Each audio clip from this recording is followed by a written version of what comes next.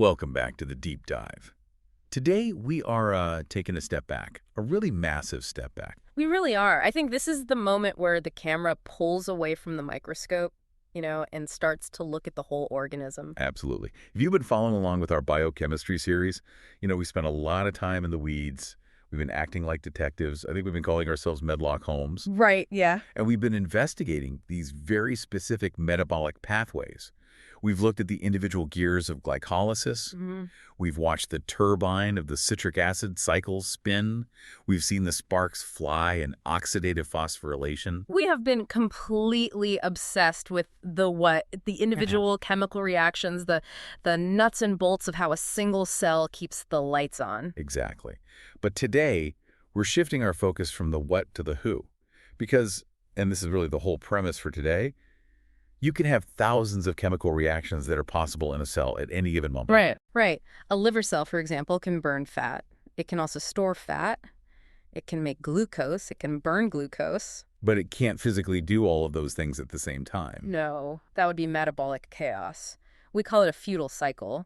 I mean, imagine a construction crew trying to build a wall while a demolition crew is tearing it down just 3 feet away. You're burning a ton of energy, you're sweating, but you're getting absolutely nowhere. Exactly. Nothing is accomplished. So the central question for this episode, the Medlock Holmes conclusion, if you will, is who decides? Who is the conductor of this orchestra? Who decides whether the liver hoards glucose or releases it for everyone else? Who decides if you burn muscle to survive or if you save it? I mean, who prevents the body from just descending into total metabolic anarchy? It's the ultimate question of physiology, really. And to answer it, we're going to be exploring the integration of mammalian metabolism. And to do that, we're synthesizing the systems-level view from Linenger Principles of Biochemistry, specifically their chapter on hormonal regulation and integration, with the clinical signal-focused detail you get from Harper's Illustrated Biochemistry. These are the two heavyweights. Yeah. And I think we need to be really clear right at the top. This is not a substitute for reading the books. Yeah. It just isn't. Oh, not at all. Think of this deep dive more like a conceptual map. We're here to help you see the forest so that when you go back to the text to study the individual trees, you know exactly where you are and why it matters. You understand the logic behind it all. Precisely. The goal here is to understand the strategy, because metabolism isn't just a static map of reactions, it's a living, breathing strategy for survival. So with that in mind, what would you say is the specific mission of this deep dive? I think the mission is to understand one key word: integration. It is not enough for all these pathways to simply exist. They have to be coordinated. Think of the body as a kind of multicellular society. It's a massive city, and it has a very strict division of labor. You have the farmers, you have the bankers, you have the big consumers, the waste management plants. And like any functioning city, if the communication lines go down, you get chaos. Exactly. If the liver is busy storing glucose at the exact same time the muscles are starving for it, that's not just a minor inefficiency. That's a crisis. That's a metabolic crisis. That is eventually death.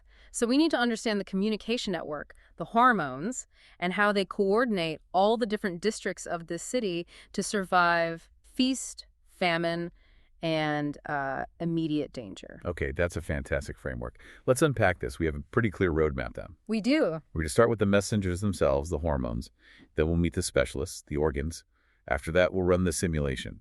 The well-fed state, the fasting state, and the stress state. And finally, we have to talk about what happens when the whole system crashes, when integration fails. So obesity and diabetes. It's a comprehensive tour. So let's start with section 1, the language of control, the hormones themselves. Harper and Linenger both make a big point that these aren't all the same kind of molecule. They're chemically very diverse. Oh, extremely diverse. You have peptides, which are just small protein chains. You have things called catecholamines, like epinephrine. You have steroids, which are derived from cholesterol, retinoids. But for our purposes, for understanding the logic of the system, the most useful way to classify them is by speed. By speed and also where they act.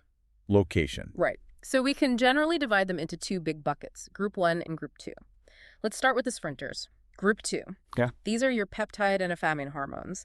The big names here are insulin, glucagon, and epinephrine. The adrenaline rush? Yeah. That's obviously fast. It's instantaneous, and the biochemistry itself dictates that speed. These hormones are water-soluble. They can just float through the blood effortlessly, no problem. But because they love water, They have a huge problem when they get to their target cell, What's that? the cell membrane. Exactly. The plasma membrane is a lipid bilayer. It's basically a wall of oil. And as we all know, water and oil do not mix. So these hormones literally cannot get inside the cell. They just bounce right off the surface. So they have to knock on the door. They have to knock on the door.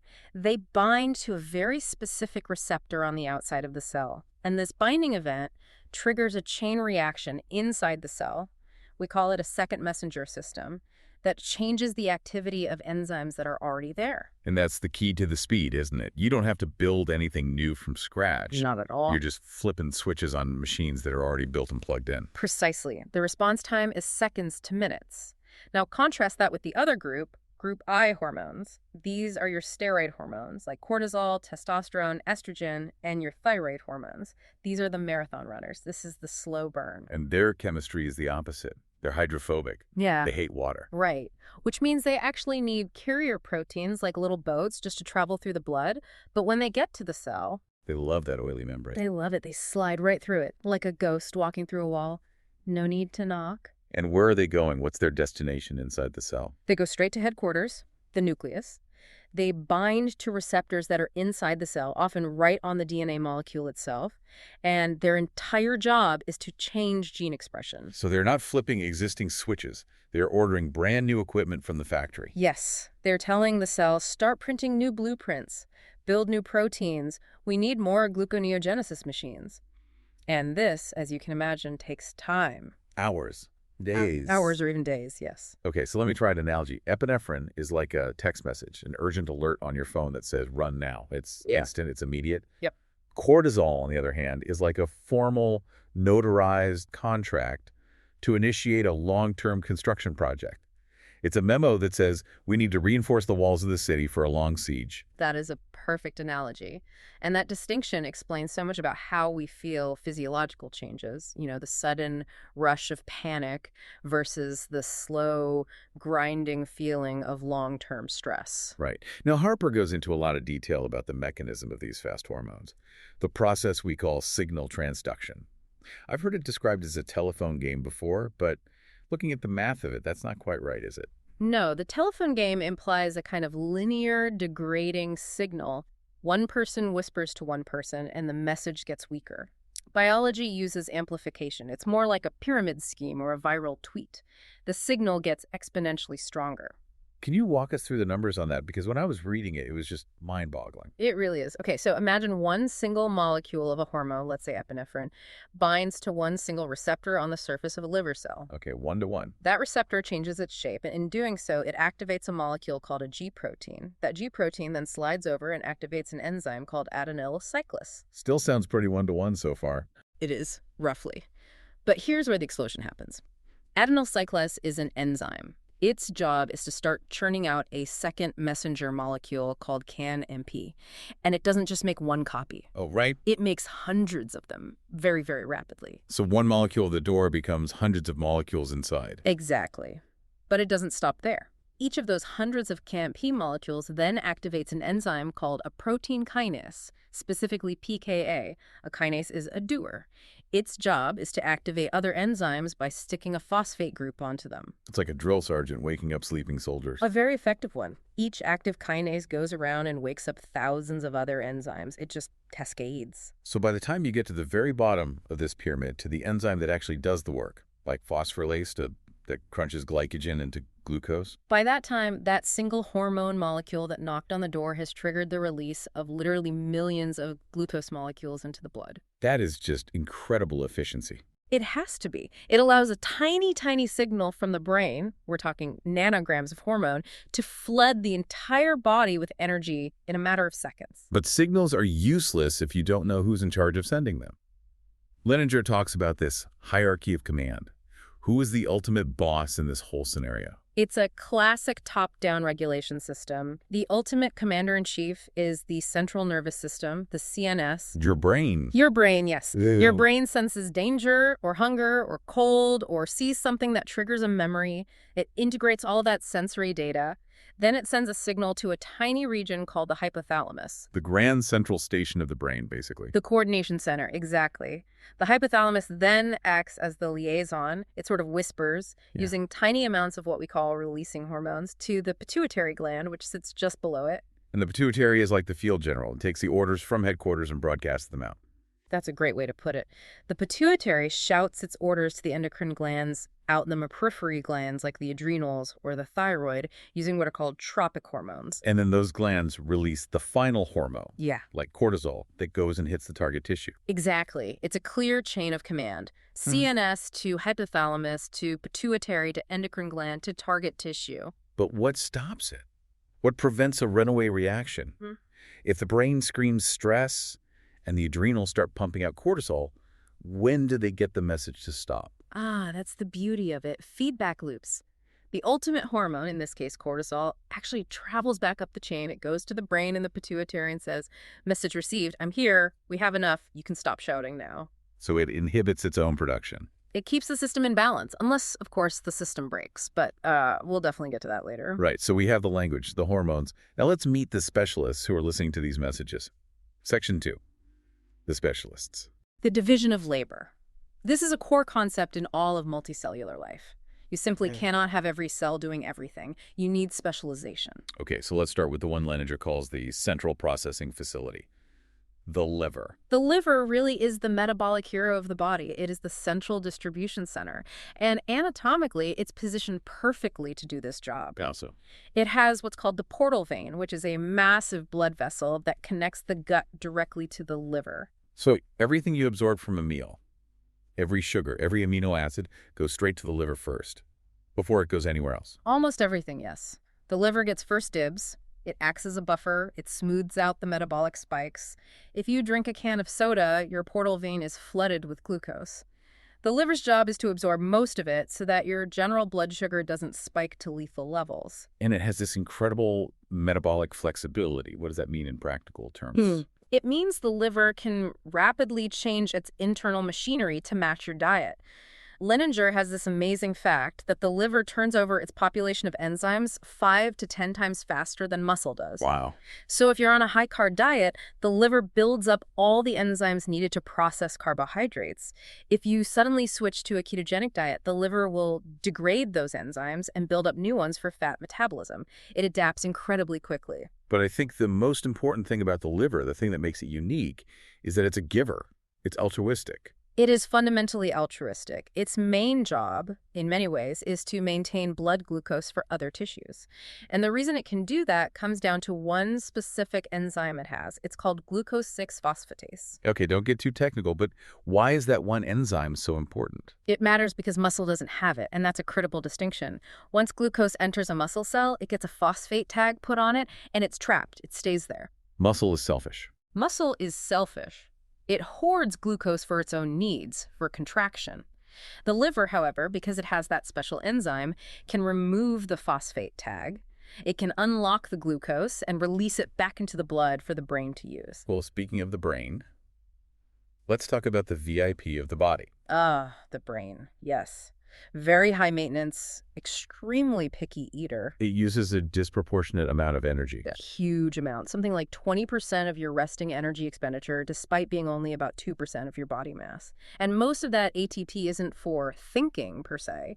It's for pumping ions. Maintaining the membrane potential so the neurons can fire. Exactly. Just keeping the system ready to go is incredibly expensive. But here's the catch. Under normal, everyday conditions, the brain only accepts one form of payment. Glucose. No fat. No fat.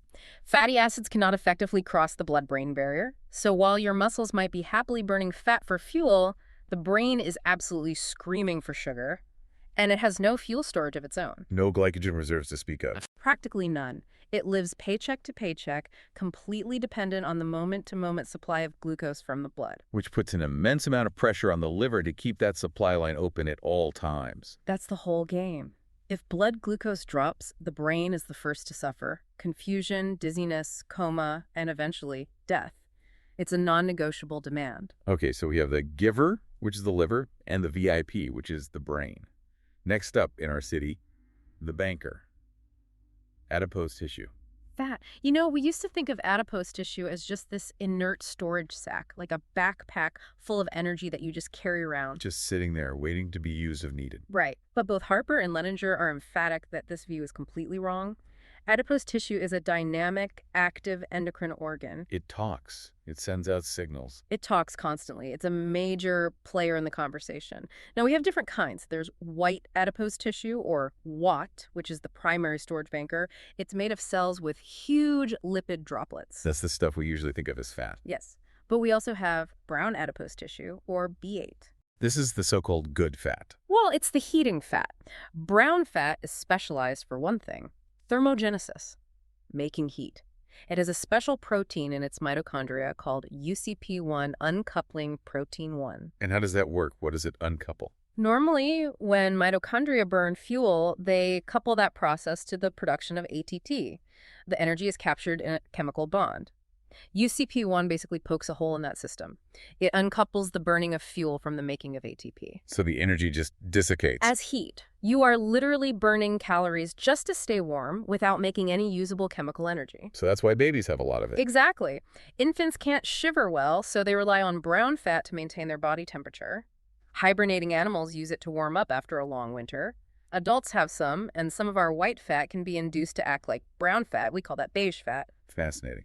And finally, the last specialist in our tour, the engine, the muscle. Muscle is all about one thing: mechanical work, contraction.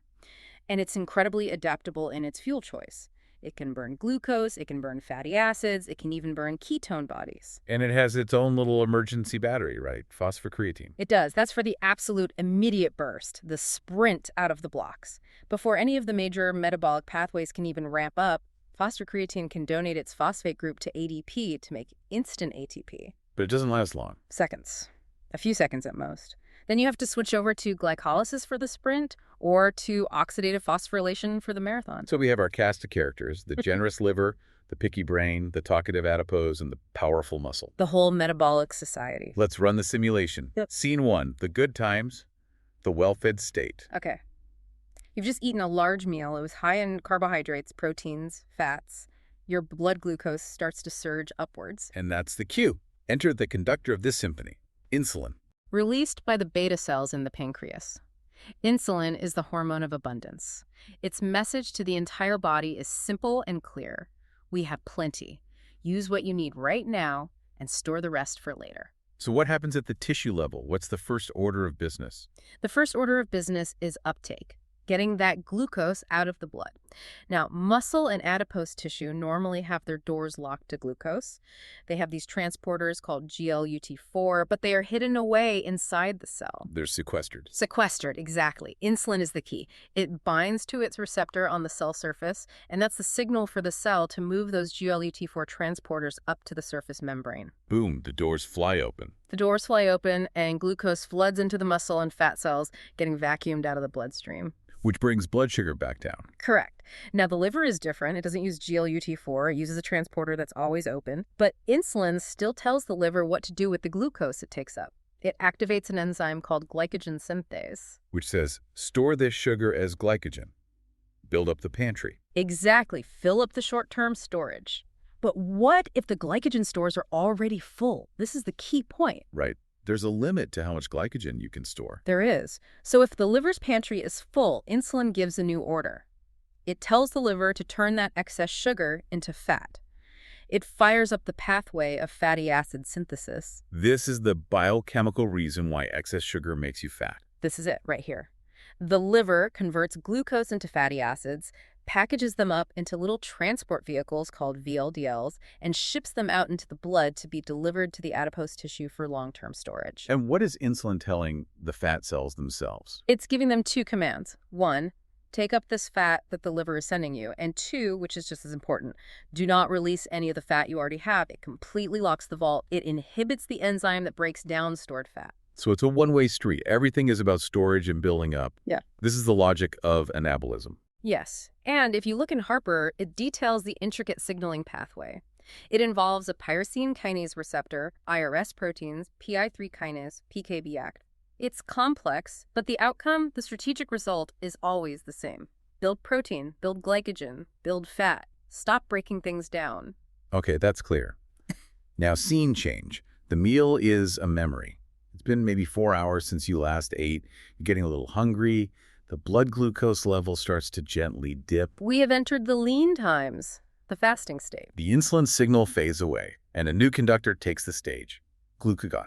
Released by the alpha cells of the pancreas right next door to the beta cells, and the metabolic logic does a complete 180. The message from glucagon is now, the brain needs glucose. The liver must provide it. Everyone else, find another fuel source, switch to fat. The VIP has to eat. The needs of the brain are paramount. They are non-negotiable. So the liver steps up. Glucagon's first order to the liver is to stop building glycogen and start breaking it down. The pathway is called glycogenolysis. The liver starts chopping up its stored glycogen and dumping free glucose into the blood. But those glycogen stores are finite, right? They run out. They do. Leninger has some great charts showing that liver glycogen is mostly depleted after about 12 to 24 hours of fasting. So the liver has to do something truly magical. It has to start performing gluconeogenesis. Making new glucose. Making new glucose from scratch. Well, not exactly from scratch. From precursors like lactate, glycerol, and most importantly, amino acids. And where do those amino acids come from? This is the hard trade-off. They come from muscle protein. Ouch. So you're literally breaking down your own muscle tissue. In a controlled way, yes. You break down a little bit of non-essential muscle protein to send those amino acid building blocks to the liver so the liver can turn them into glucose to keep the brain alive. It's a sacrifice. And what are the muscles and the fat tissues doing in the meantime? They are switching fuel. Glucagon, along with the low insulin levels, tells the fat cells, unlock the vault, start breaking down triglycerides, and release fatty acids into the blood. So the rest of the body starts eating fat. Yes. The muscles stop using glucose, they have to spare it for the brain, and they switch over to burning those fatty acids for their own energy needs. So the body neatly separates its fuel economy, the brain gets the precious sugar, and everyone else gets the abundant fat. That is the fundamental logic of the fasted state. It's an elegant solution. But let's push this simulation even further. A thought experiment. What if you don't eat for days or weeks? Prolonged starvation. Now we have a genuine crisis on our hands. The glycogen is long gone. If you continue to break down muscle at a high rate to make glucose for the brain, you will eventually dissolve your diaphragm and your heart muscle. You will die from protein loss. So the body needs a plan C, a way to spare the muscle. It needs a plan C, and that plan is called ketogenesis. Ketones. Yes.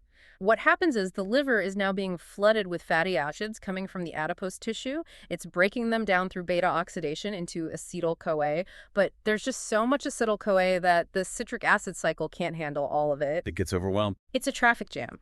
So the liver takes that excess acetyl-CoA and through a special pathway converts it into ketone bodies. And these ketone bodies are special because? Because, unlike fatty acids, they are water-soluble and they can cross the blood-brain barrier.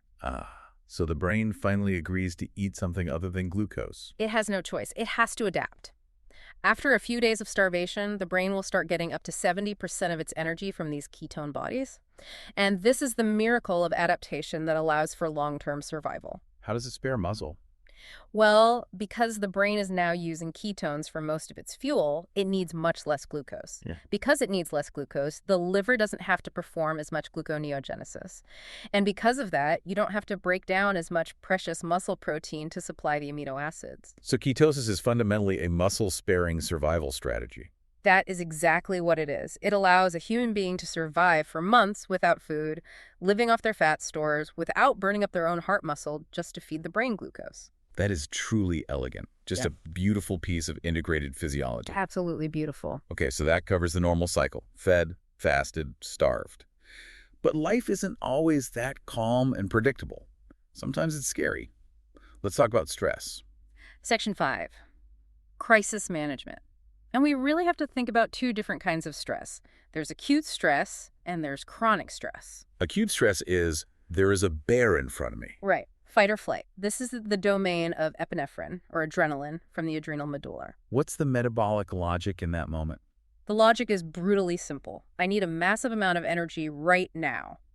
Not in 10 minutes, not in 30 seconds, now. So what does epinephrine do? How does it accomplish that? It basically overrides all the normal, polite regulation. It's a fire alarm. It hits the muscle and screams, break down your glycogen immediately for this sprint. It hits the liver and says, dump all the glucose you have into the blood now. It also hits the adipose tissue, I assume. Oh, yeah. It tells the fat cells release fats, mobilize everything. It sounds a lot like glucagon, but just way more aggressive. It is. You could think of glucagon as a polite internal request to maintain blood sugar for the brain. Epinephrine is an external, all-out panic signal. It's a riot. It mobilizes every fuel source simultaneously for immediate, explosive action. But then there's the other kind of stress. The long, slow, grinding kind. Chronic stress. The siege, as you call it. This is the world of cortisol. And this is where things get really messy in the modern world, isn't it? Absolutely. Because cortisol, from the adrenal cortex, is a hormone designed for a long-term threat, a famine, a brutal winter without enough food, a long migration. Its logic is, prepare for a long siege. This is going to be tough. So what does it actually do metabolically? Its primary goal is to make sure the brain has glucose no matter what, so it potently stimulates gluconeogenesis in the liver. But to do that, it needs building blocks. So it signals for the breakdown of muscle protein to provide those amino acids. It literally eats your gains to make sugar. It eats your gains. But here's the kicker, and this is where it gets dangerous. It actively works against insulin. It makes your peripheral tissues, like muscle, resistant to insulin's effects. Why on earth would it do that? It's a survival mechanism. If Yeah. you're in a famine, the last thing you want is your muscles gobbling up the precious little glucose you have. Cortisol is trying to keep that glucose in the blood, reserved for the brain. What if you're not in a famine? What if you're just stressed out at your desk job because of a deadline? Now you see the mismatch. You have high cortisol breaking down muscle. You have high blood sugar because of gluconeogenesis and insulin resistance. Your pancreas pumps out more insulin to try and overcome that resistance. So you end up with high cortisol, high blood sugar, and high insulin. Your muscles are melting while you're storing fat. It's a metabolic disaster. And it affects the immune system too, right? Cortisol is a powerful immunosuppressant. Again, in a famine, mounting a big inflammatory response is energetically expensive. You shut it down to conserve resources.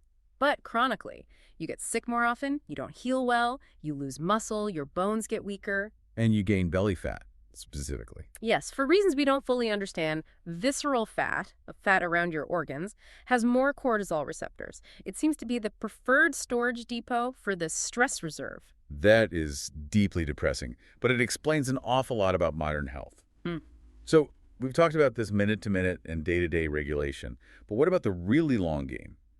Who decides how much fat we should carry in the first place? Section 6. Who regulates the regulators? This is about body mass and obesity. The concept of the set point model comes up here. Right. The idea that the body actively tries to defend a specific mass of adipose tissue. It doesn't want to gain too much, and it really doesn't want to lose it. And for a long, long time, we had no idea how the body even knew how fat it was.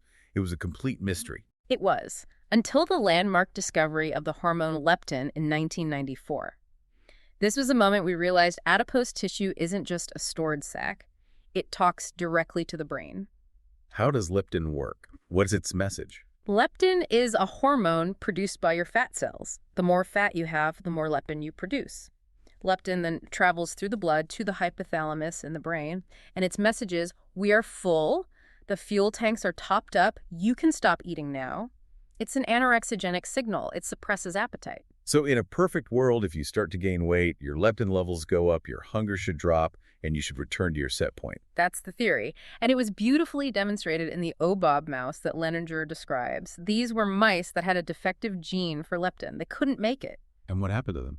They behaved as if they were constantly starving to death. They had high cortisol, they had unrestrained voracious appetites, and they became massively obese. So the immediate thought was, great, we've found the cure for obesity, we'll just give people leptin injections. It seemed logical, but it failed spectacularly. Because it turns out that most obese humans don't have a lack of leptin. They have extremely high levels of leptin. Aye, but it's supposed to suppress appetite. Yes. The problem isn't the signal, the problem is the receiver. They have leptin resistance. The fat cells are screaming at the top of their lungs, we are full, please stop. But the brain isn't listening. It's deaf to the signal. So the brain still thinks the body is starving, even in a state of excess. That is the modern tragedy of obesity from an integration standpoint. The body is fighting to gain more weight because the brain is getting the wrong information. It thinks it's in a famine. That's just a heart-bracing feedback loop. It is. And it's not just leptin. There's a whole symphony of signals. You have ghrelin, the hunger hormone that's released from the stomach when it's empty. You have hormones like PYY and GLP-1 that are released from the gut after you eat, signaling satiety. GLP-1.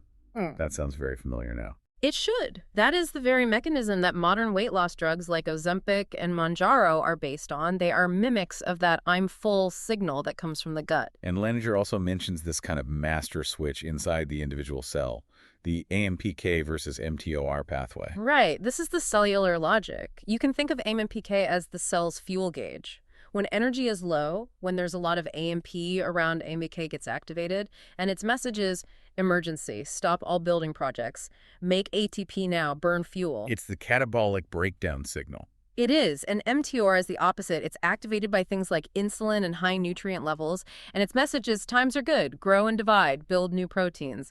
It's the anabolic signal. And you can't really have both active at the same time. You can't. They are a fundamental toggle switch, build or burn. And we can't forget the guests living inside us, the gut microbiome. The bacteria in our gut. They're not just passengers. They are metabolically active. They digest fiber and produce short-chain fatty acids that influence our own cells, including our adipose tissue. We know that lean and obese individuals have very different populations of gut microbes. We are an ecosystem. It is just mind-blowing in its complexity. Right. But this brings us to the final section. What happens when this beautiful integration fails completely? Section 7, diabetes mellitus. The name itself is telling. Diabetes means a siphon, referring to the excessive urination, and mellitus means honey sweet, from the sugar in the urine. Let's start with type 1, which used to be called insulin-dependent diabetes mellitus, or IDDM. Type 1 is, in essence, a hardware failure.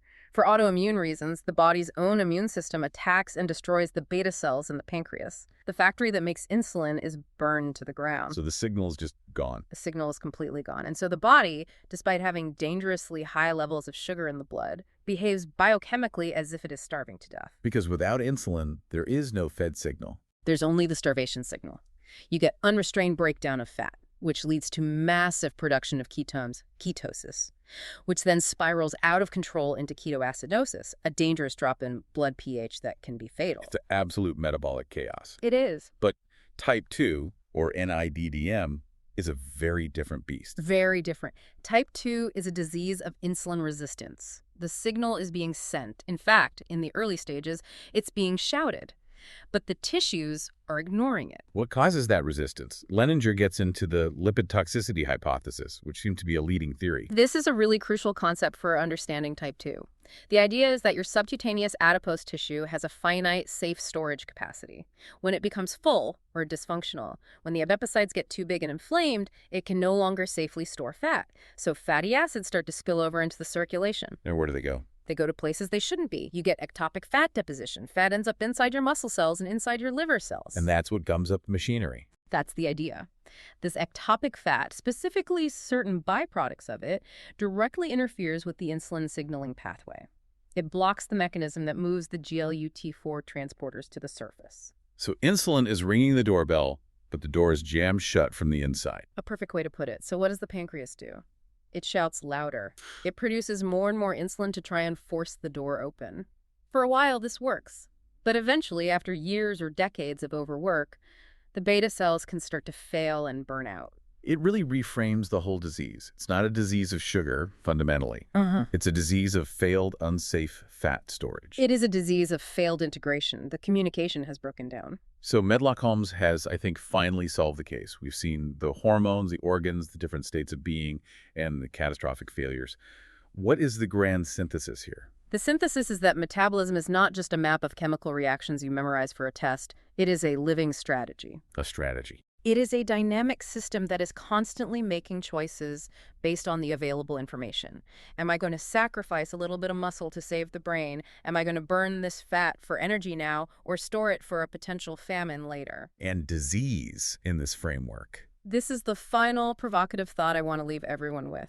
We often think of diseases like obesity or type 2 diabetes as being caused by broken reactions. But when you look at the signaling, they are often perfectly correct physiological responses to incorrect information. The body thinking it's starving when it's actually drowning in calories. Exactly. or the brain becoming deaf to the leptin signal.